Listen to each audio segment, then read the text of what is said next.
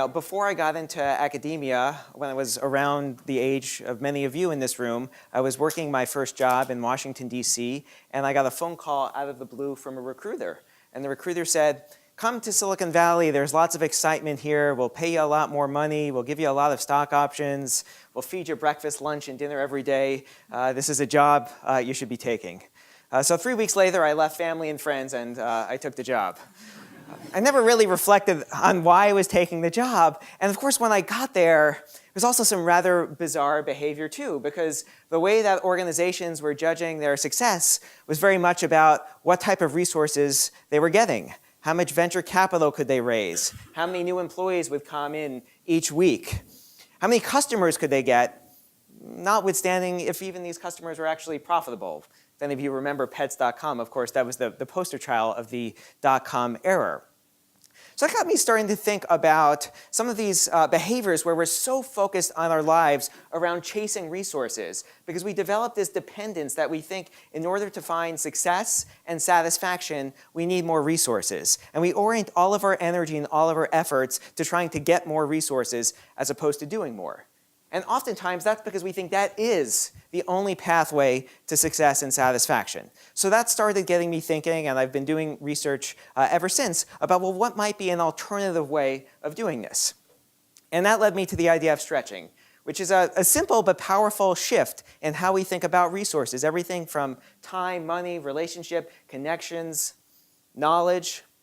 It's not so much what we have, it's how do we use those resources? How can we be more creative in using what we have? So there's some important differences in how our mindset approaches resources. When we are stretching, we believe that any resource is changeable. So we're trying to get a picture hung on the wall and we don't have a hammer. We don't give second thought. We just take the shoe off of our foot and we get the job done. When we're chasing, we got to find that hammer. We got to search and search for it. If we don't have it, we're going to go out and get it. When we're stretching, our whole focus is on how do we expand what we have to do more with it? How might we take what we know in one context and put it in another context?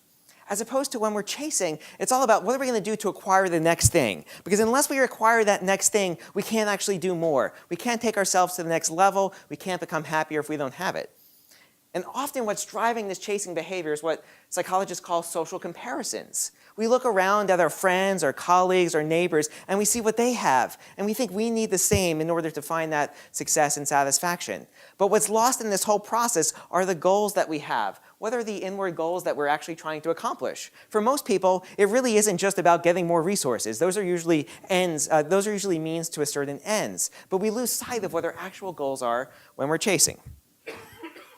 So stretching is the psychology of resourcefulness and helping teach us what we can do better with what we have. But when we think of resourcefulness, we usually think of something that's used for those in less fortunate circumstances. So it could be for the poor, or maybe someone who had just come to this country and doesn't know a lot of people or have a lot of money.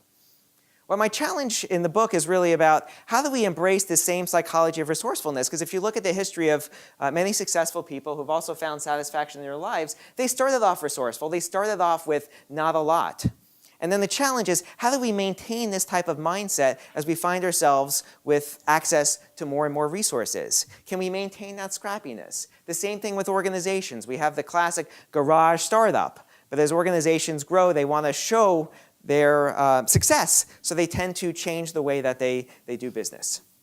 So what I'd like to convince you of is there are times where if we embrace less, we can actually end up doing more. And this same notion of resourcefulness that fuels a lot of success and satisfaction early in our careers, when our backs are against the wall, can help bring us success as we move forward. So the first thing is to own it. Now, ownership is not a word that you think would describe a retail employee who barely makes above minimum wage. But what I learned in my research is that it has a profound impact on the way that people approach their resources. And I'll tell you an example. I was doing a study of a chain of women's fashion boutiques, and I went to the most successful store in this chain and to the most successful employee in this company, and I said, "Tell me how you do it." Well, what he did is he gave me an example. He told me about this time where he had a whole host of dresses that weren't selling. He quite frankly described them as a piece of crap. I mean, they were falling off the hanger. No one wanted to buy them. So what he did is rather remarkable. He took a pair of scissors and he cut the straps off. Then he rolled up the dress, he put a tie around it, and created a sign and said, "Beach cover-up." It went from a worst seller to a bestseller. Now, in many organizations, of course, this would get you fired, right? It's called damaging the goods. In this organization, he was celebrated. I spent the next 2 years traveling around the country, talking to his colleagues, and hearing about their own cut-off-the-straps moments. And it wasn't just about physical products. It was how they thought about training, how they thought about customer service, how they thought about operations. And the overarching pattern in the data was this. When we believe that we own, not literally own, but psychologically own our resources, we give ourselves the license, that creative freedom to solve problems in ways that are not anticipatable. 2, constraints unleash creativity. In the land of chasing, constraints are absolutely terrible because we judge the worth of projects and we even judge the worth of ourselves by how many resources, who's got the bigger office, who's got more people on their team, who's got the largest budget. But it actually turns out that there are times where having less unlocks that creativity to allow you to solve problems. So in one study, what researchers did is they brought in groups of students and they randomly divided them into 2 groups. Group A was told, think about a time as a child when you grew up not having a lot. That was the scarcity group. The second group were told, think about a time growing up when you did have a lot. That was the abundance group. Both groups were then told to solve a practical problem. The university's computer lab had some extra bubble wrap. What should we do with this? Well, it turns out that simply thinking about scarcity led to more creative and innovative ideas. And the reason is rather simple. When we surround ourselves with abundance, the way that the mind works is it focuses on the most conventional way of using a resource. But when we embrace scarcity and we think about scarcity, we give ourselves that license to use objects and think about objects in very different ways. So in this case, having less gave us the freedom to actually do more. All right.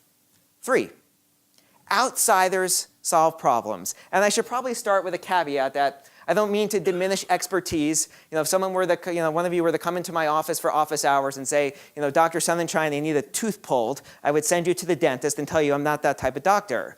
So there's a reason why we have experts. But there's also something to be said about the role of outsiders, those who actually know less about a specific topic. So in one study, what researchers did is they looked at all of the studies that examine the relationship between expertise, measured by the amount of practice someone has, and how it relates to performance. And it turns out that for games like chess, the relationship between performance and expertise is 26%. Now that's not bad, although my guess is it's probably lower than you would have guessed. When it comes time to music, it's 21%. Sports, 18%. This next one gives me a lot of pause because it's education and it's largely college students. It's 4%. And professional work, it's less than 1%. Now there's also a clear pattern in the way that the data are trending, which is essentially as you move from structured activities like games, where the rules are known in advance and they never change, to less structured activities, where the rules are often changing or unknowable. And these are the things where we spend most of our waking lives doing. The role of expertise dramatically diminishes. And the reason for this is quite simple. Experts are very good at what they're doing, but they use tools in very specific ways because that's how they've been trained. So they have a hard time applying their tools to different types of problems when the environment changes around them.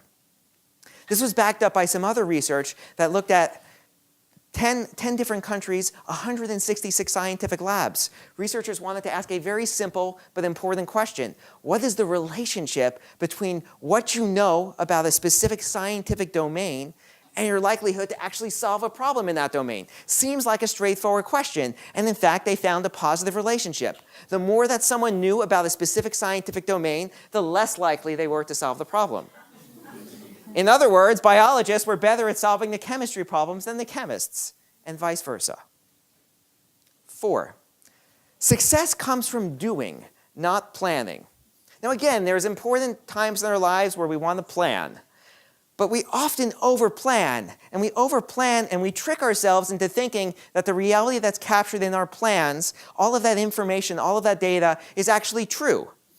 When the reality is it's very hard to know what's going to happen in 5 years. In fact, it's very hard to know what's going to happen in the next day in the times that we find ourselves in right now. And in fact, if you look at the research, there's very little correlation between strategic planning and organizational performance. So I learned this firsthand. The very first class I taught was at the University of Michigan. I was still a PhD student. It was undergraduate Introduction to Management class. And lo and behold, this is probably no surprise to many of you in the room, but when you put participation in the syllabus, lots of people want to participate. So I had a treasure trove of hands up in the air. Everyone was vying for airtime. So I thought, okay, there's a really simple way of managing this. What I'm going to do is I'm just going to say, okay, you're going to talk, then you, then you, then you. And I'd literally go around the horn in the classroom, and I'd designate 8 or 9 different people to speak. But what would happen is I'd get to the 4th or 5th person, and with the bravado that you might have in some of your classes in Wharton, where someone is just so confident that what they're saying is the most remarkable thing, they deliver, yeah, you guys are all laughing for a reason, they deliver this comment, and they'd be so proud, and they'd have that big smirk on their face, and everyone else in the room had a look of horror. And they couldn't figure out why. Why is everyone looking at me so funny? Well, it turned out what they did is they had just repeated the exact comment of the person sitting right next to them who had just spoken.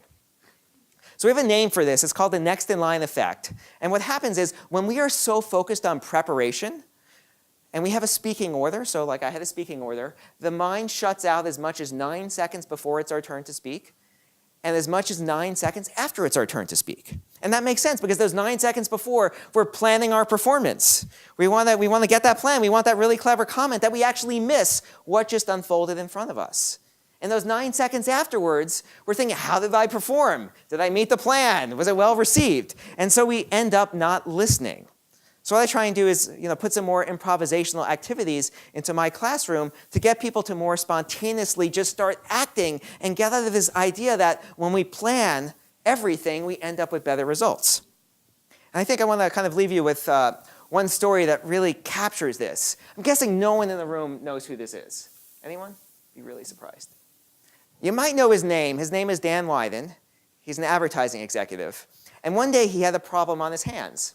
He had a client who needed a slogan to kind of make all of the different media campaigns come together.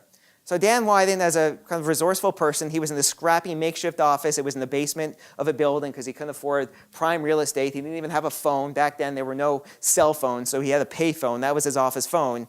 With his back up against the wall, he had a deadline, and he recalled a rather bizarre situation for what he was trying to accomplish.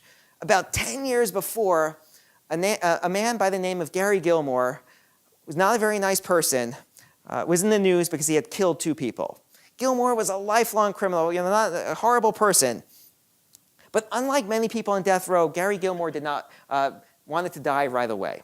So his mother interjected, and Gary Gilmore's, "Go away, I really want to just die, Mom." And he kept saying this to all of these associations. When it was finally his turn to die in the execution chamber, his last words were, "Let's do it." So that gave Dan Wyden enough material to finish his job. Because his advertising slogan that he came up with is arguably the most successful one in business history. And I think it's a great example for 3 reasons. One is you think about the context in which Dan Wyden produced this.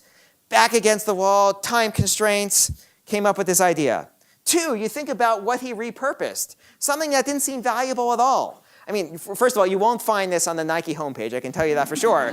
But he took the slogan of a lifelong criminal, his last words, and turned it into this cultural icon that has sold lots and lots of stuff and changed our society.